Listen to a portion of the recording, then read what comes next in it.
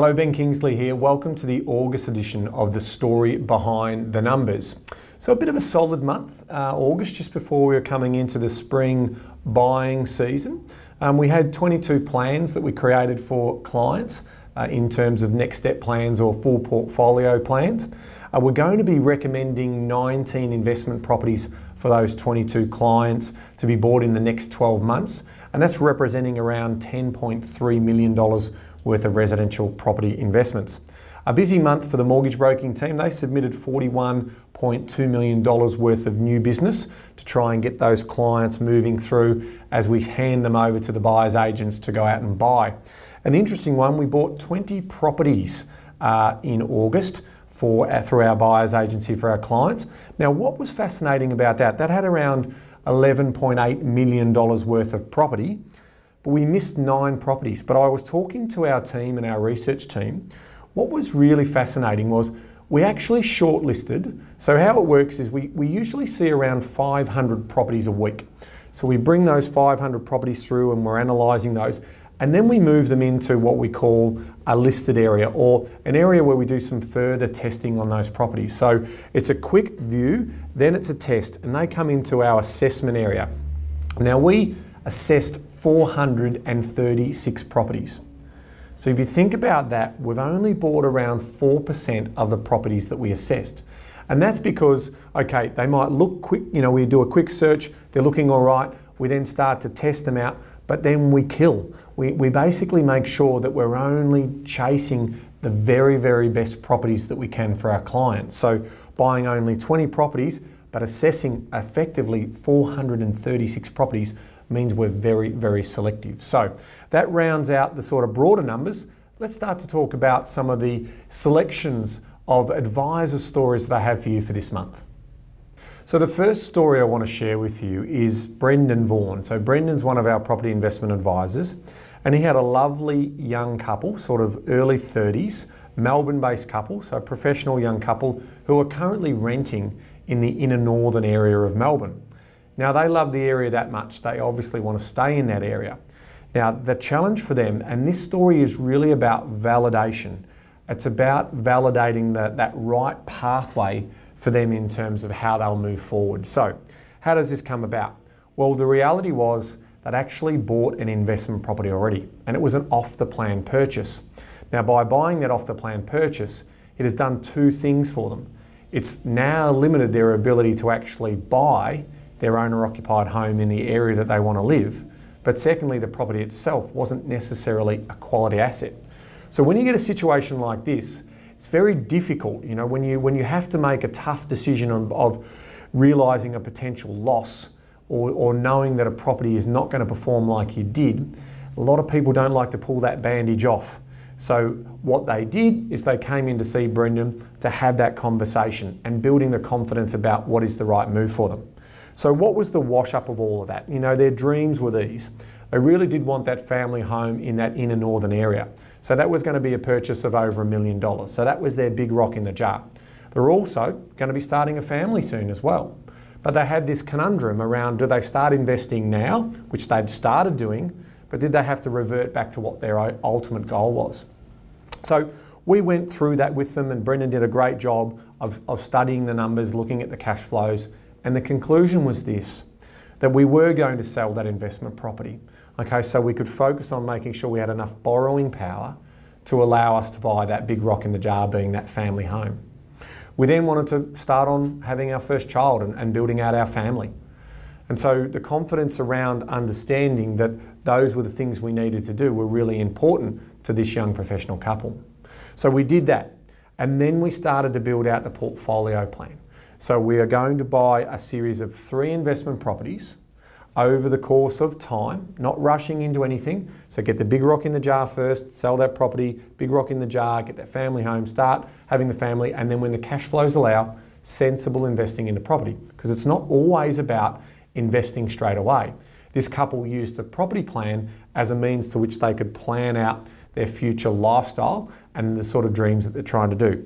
So rounds out 3 great properties, a target of $80,000 passive income by the age of 60, couple of kids, living in the area that they want to live in. It's a good news story. So for me, this one's about that validation and that reassurance.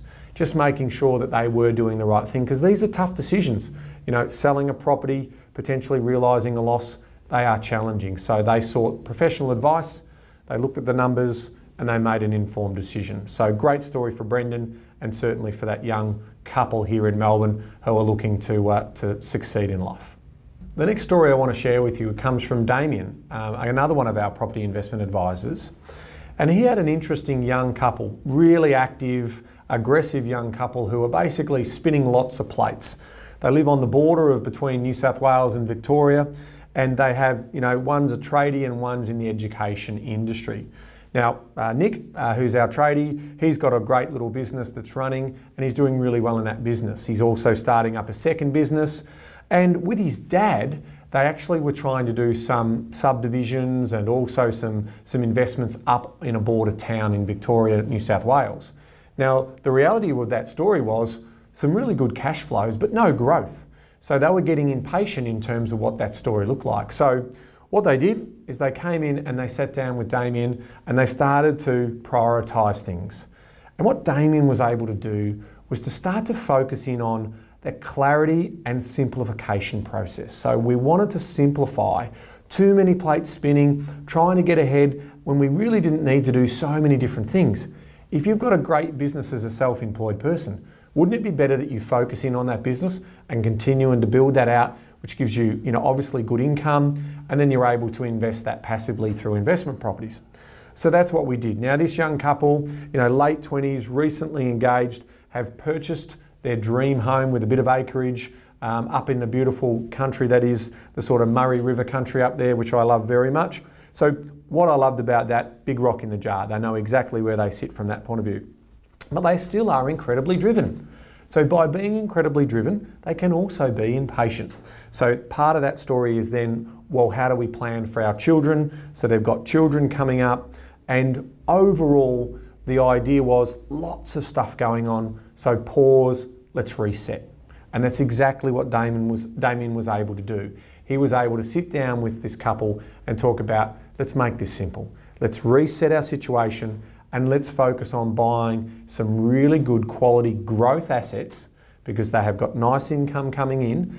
And some of those growth assets, because they're tradies and they've got good skills, they could potentially add a little bit of value, but we're not going to get into development. We're not going to take our focus off the businesses that we run, and we're also going to continue to enjoy our lifestyle. So we wanted to focus in on cash flows and making sure we were accountable around those areas. The plan was about building out passive income for life and basically planning their future. They still enjoy working, so they weren't motivated by retiring earlier, but their story is still a good one. And then the first purchase is going to happen early next year. So once we clean the slate with some of these subdivisions that we were doing and basically selling down some of that, we'll have some cash that will come into our hands, and then we'll build out a portfolio of properties. Now that portfolio of properties is going to look to generate $100,000 in passive income. They're going to be in their early to mid 50s when that occurs. So a really clear story around clarification and simplification. Focus on what you're good at, keep doing that, keep enjoying that, get that work-life balance working for you, and then trap some of that surplus cash and put it into investments. So I congratulate Damien and this young couple in basically putting a really exciting plan together for them, but doesn't have to be too over-engineered, doesn't have to be too aggressive, just a good solid plan for this couple.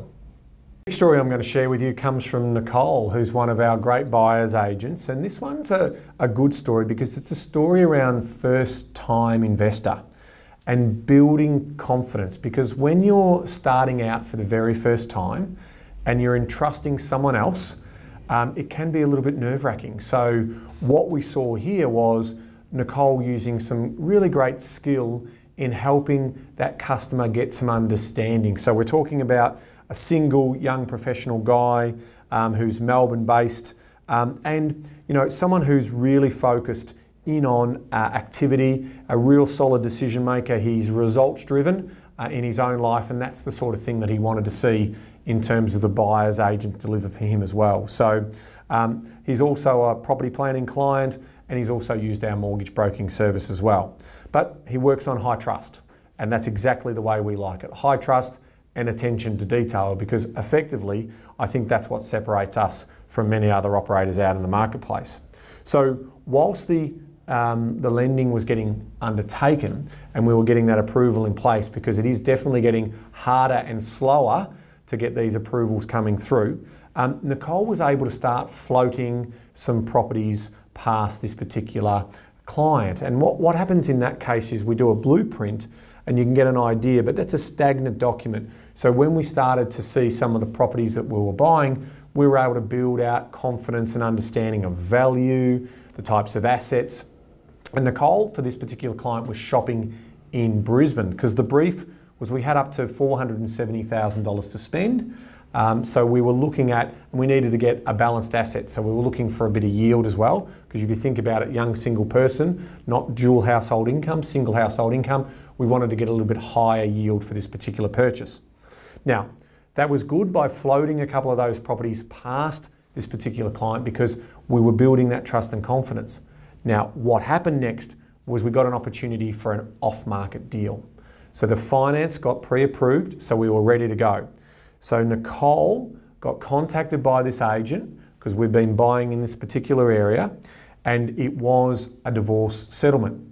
So what happens in divorce settlements is usually they want a quick result. So the property came onto the market on the Thursday. We inspected it immediately. We got our people out there to inspect it, their building inspectors, immediately, and we had it under offer on that Thursday night. So what was great about doing that was this fact that the Saturday open didn't even get to happen. So all of the potential other buyers who were going to circle around this particular property in a very active market in Brisbane at this time couldn't get in because we'd taken it and we'd put it under offer to be able to do all of our extra work. So that's not necessarily saying that we've made an unconditional offer, but we've got a contract executed and we might have a 14-day contract for finance and also doing our building and pest inspections as well. So that is a very, very good story of a quick off-the-market opportunity, but making sure prior to that, because if you've got someone brand new and they're a first-time investor and they sign some paperwork with us and we said, here's a property, you're going to buy it tomorrow, there's an education process that has to happen here. You know, it's a high-value transaction. So Nicole used the ability to float some properties through and get them familiar with the types of assets that we're buying in that location. So when that time came to strike, that customer knew exactly what they needed to do. Speed was critical in this particular play, and that allowed us to get this particular property under offer and off the market before anyone else came into it. We bought that property for $450,000 and it's yielding at over 5%, which is a great result in the current market. So good result all round, great job there by Nicole, and a very, very happy client for their first time investor. Now I want to go to a hybrid story, and this story is very consistent in regards to the work that we do here, because we do the property planning piece and then we obviously go and implement that property planning through our buyer's agents and also through the mortgage broking team. Now in this particular case, we're talking about a 50s couple, professional couple, very time poor couple in Sydney, and they were working with Rachel Cole as their property investment advisor out of Sydney. Now, their story is a bit like this. They feel, when they sat down with Rachel, they felt like they'd missed some big opportunities and made some mistakes. One of the mistakes was that they did inherit a property. One of the family members, along with their brothers, inherited a property, and they decided to sell that property many years ago. Now, as far as our client was concerned, they thought that was a mistake, and it was a Sydney property, and we know what's happened with properties in Sydney. And that has now meant that obviously they didn't get the luxury of having that inheritance do more work for them because they crystallised it early. Now, they've got their big rock in the jar, so their family home in Sydney is very comfortable for them. They've got teenage children, some of them, you know, starting to become dependent kids. So really the focus for them was about how are they going to retire. So this story is, in my view, a not too late story. In some cases it can be, it's too late for property, but in this particular case it was a not too late story. So Rachel developed a plan which had a couple of quick purchases to get them underway for their retirement targets. Now, I then want to pivot to the buyer's agents who then did some work in regards to this and that's Krista, one of our leading buyer's agents in the team. She was able to find a cracking property that has been what we would consider an under market value purchase. How do we do that? Well, this is the story.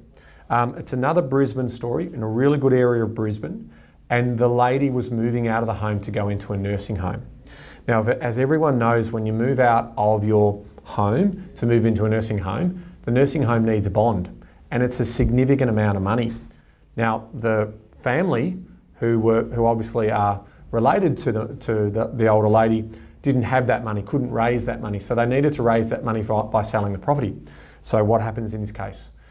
Sell the property because they need to get her in the nursing home quickly. That means a quick sale. So Krista was aware of this, and she thought that the auction came along very, very quickly. So it was a brief auction marketing period, and we attended the auction. Now that property was passed into us at $555,000. Now the reserve on the property was $600,000. So we appraised that property around the 600 to 610. So we thought the selling agent was being realistic, but ultimately because they had to sell, we knew that we were in an upper hand in terms of the negotiating story there, because the negotiation for us could be around, you need a sale today, we don't need to buy today. So you need to meet our price point, not necessarily us meeting your price point. So we were able to get that property unconditionally secured at $565,000. And again, we appraised that property around the $600,000 to $610,000. So a great result there. And these customers have given us some really good feedback around the fact that one, they're time poor, two, by going through the planning process and seeing what's possible for them, their opportunity and potential has given them the confidence to act. And thirdly, which is what I really like, is they've been really happy with the third party recommendations that we've made. So what we're talking about there, when you're building out your quality team of professionals, you're going to need a pest inspector, you're going to need a conveyancer or a lawyer in that particular state to do the transfer of title and the settlement process. So they were really pleased with the professional standards of our recommended third-party partners. So that's important for us because we only recommend certain partners that we think do the great work, and we don't get kickbacks or soft dollar referrals. It's really important for us that we make those professional recommendations as opposed to something that we're going to be rewarded for. So I love that story. An older couple moving quickly to move into building out their team of professional advisors around them and acting quickly. So I can only see good things for this couple, and the feedback from Rachel and also from Krista is they were a delight to work for. They were very accommodative in terms of understanding. They asked the right questions, but they were also quite excited about the story that are about to go on. So I think that's a great hybrid story where we're seeing that connectivity between our advisors and the buyer's agents executing for satisfied customers. This story is around trust and high detail. And the backstory for this particular client sets the scene here. So we're talking about a Melbourne couple in their mid-40s with a couple of kids. They are planning clients. They work with Damien, and the brief was a $600,000 purchase with around 6.5% growth and 4% yield. But the story around trust and high detail comes from the fact that the male in this particular case had watched his parents be ripped off by property spruikers.